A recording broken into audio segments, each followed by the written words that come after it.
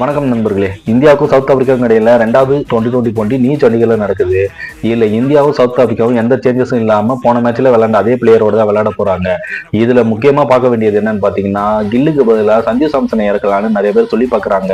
ஆனா இந்த நெட்டிசன் சொல்றதெல்லாம் யாருமே கேட்க மாட்டாங்க, கேட்கவும் மாட்டாங்க.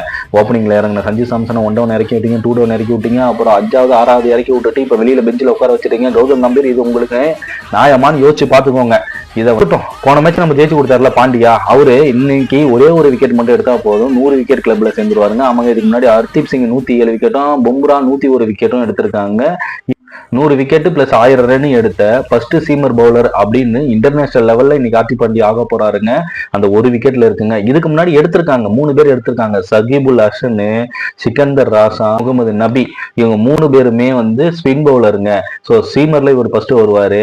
இன்டர்நேஷனல் லெவல்ல பவுலர் வரிசையில 4வது இடத்துல வருவாருங்க. எது எப்படியோ இன்னைக்கு இந்த ஒரு விக்கெட் எடுக்க போறதுனால நிறைய சாதனைகள் படிக்க போறாரு ஹர்திக் பாண்டியா. பொறுத்திருந்து பார்ப்போம். இன்னைக்கு மேட்ச்ல யார் ஜெயிப்பாங்கன்ட்டு கமெண்ட் பண்ணுங்க. இந்தியாவா சவுத் ஆப்பிரிக்காவான்ட்டு சப்ஸ்கிரைப் பண்ணிட்டு போங்க. நன்றி, வணக்கம்.